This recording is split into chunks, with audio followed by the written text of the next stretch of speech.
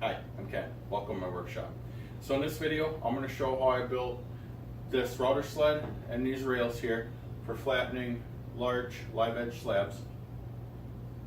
It's all made out of 3/4 inch MDF. And first thing I had to do was get the MDF ripped down, especially for these longer rails. So let's get started.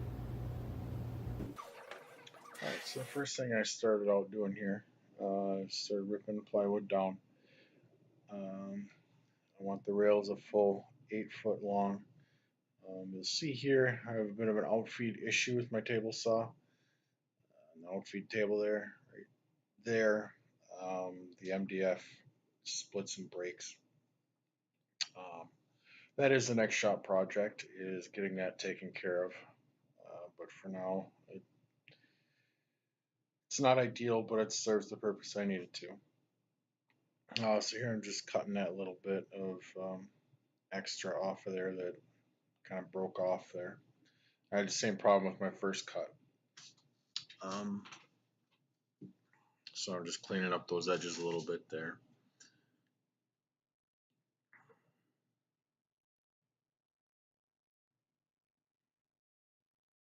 Here I'm cutting the long rails down.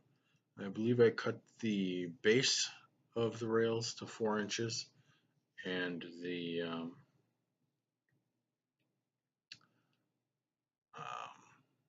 sort of vertical parts of the rails to 2 1/4 or 1 3/4 maybe. Turns out that was maybe just a little bit too high. I flattened the first slab, and there goes the mailman dropping off a package. But I'm just cutting all of this down to the width I need it for all these few different parts there. And here's what he brought me. Nice. Anyway, there's some more rip cuts. This is the router sled itself here. I have all the parts cut for the rails at this point. So I'm throwing the cross cut sled on. I'm just deciding how long I want it to be. I think I decided on about 49 inches.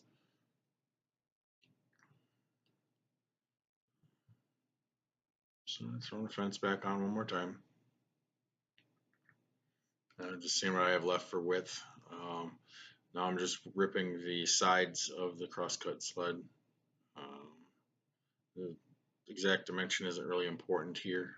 Those sides are just there to help give it a little more rigid structure. Here I'm just cutting them to length.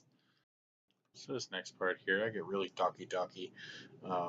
Important parts are just to make sure that it's going to fit your router. There I'm marking it out to the approximate center. I use the router bit itself to size the groove also. And I size it so that the router can go either way. Your router is going to be a little different than mine, so just make sure your router fits with the bit that you're using.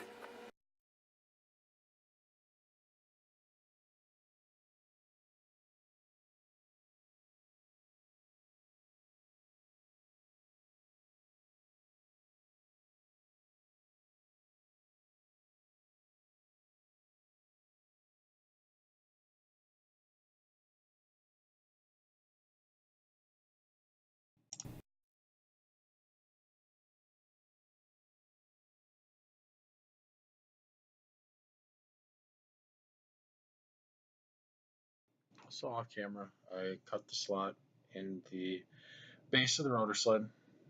Just threw a bead of glue on there, pre-drilled the holes, and put one on each end of both sides here.